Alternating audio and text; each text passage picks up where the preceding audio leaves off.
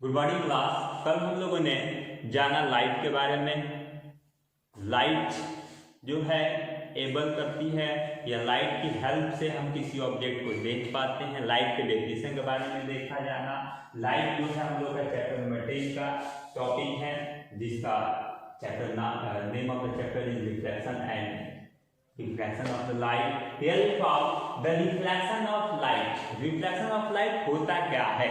Simple सा है, जिस प्रकार हम किसी एक सरफेस पे पर डे हम अपने लाइफ में देखते हैं कि अगर हम किसी सरफेस या किसी सतह या किसी दीवार पे अगर हम एक बॉल को थ्रो करते हैं, मारते हैं, तो हम उसमें पाते हैं कि बॉल उस दीवार से टकराती है, टकरा के वापस हमारे साइड में या इधर या उधर कहीं चली जाती है, लेकिन वापस आती है दीवार से टकराने के बाद। तो इसी प्रकार में रिफ्लेक्शन ऑफ लाइट के बारे में भी कहा जाता है कि बाउंसिंग बैक ऑफ लाइट। क्या कहा गया कि bouncing back of light when it strikes on a polish surface.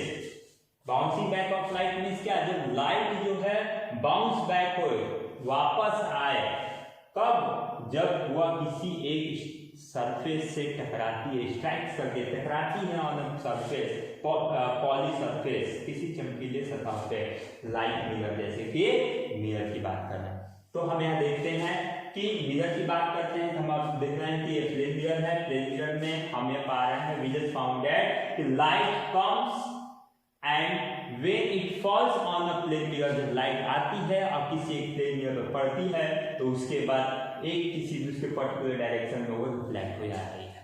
तो ये हम लोग का रिफ्लेक्शन ऑफ लाइट कहलाता है। This one is known as reflection of light. Reflection of light हो रहा है तो उस रिफ्लेक्शन होने के लिए कुछ लॉ होते हैं, जिसकी लॉ के अकॉर्डिंग वो लाइट रिफ्लेक्ट करती है, किसी एक सरफेस से टकरा कर वापस आती है।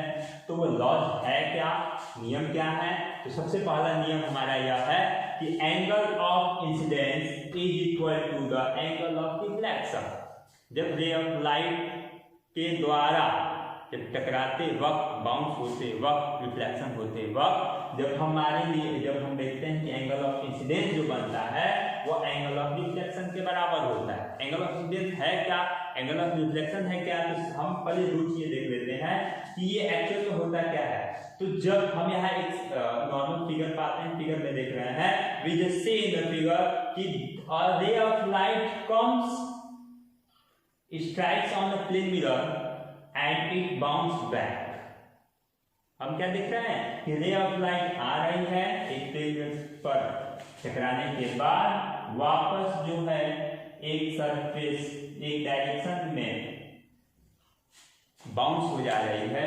तो जो रे ऑफ लाइट मिरर की तरफ आती है, that one is known as incident ray, उसको हम इंसिडेंट रे का नाम देते हैं। उसके बाद प्लेन मिरर से जब टकराने के बाद वापस जब रे ऑफ लाइट चली जाती है तो इसको बोलते हैं reflected ray. This one is known as reflected ray. और एक हम लोग एक नॉर्मली लाइन ड्रॉ करते हैं जो कि प्लेन मिरर पर परपेंडिकुलर होता है, जिसका हम नाम देते हैं नॉर्मल। तो यहाँ पे हमारे पास तीन रेस बन रही हैं। First one is incident ray, second one reflected ray and the third one is normal. Here we found that कि the angle between incident ray and normal, वह एंगल जो कि इंसिडेंट रे और नॉर्मल के बीच में बन रहा है। ऐसा हम लोगों ने मैथ में पढ़ा है, पिछले क्लास में आपने पढ़ा कि किसी भी दो लाइंस के बीच में अगर दो लाइंस का एंड पॉइंट किसी एक पॉइंट को मिलते हैं तो वहां पे एंगल का फॉर्मेशन होता है, एंगल का निर्माण होता है।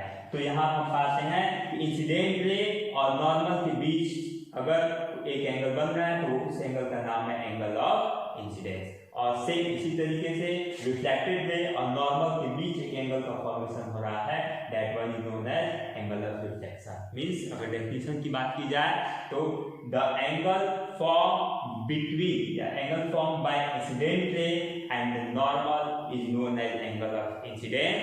और रिफ्लेक्शन की बात की जाए, the angle formed by reflected ray and normal is known as angle of reflection. So these two angles, angle of incidence and angle of reflection, these two angles are equal. The first law says that angle of incidence is equal to angle of reflection. Means that is, we just say that angle of incidence is known as I is equal to, okay, clear? Then second law, the incident ray, the reflected ray, and the normal at the point of incidence all lie in the same plane. Third law says that the incident ray, this one is the incident ray, ये हमारा incident ray है.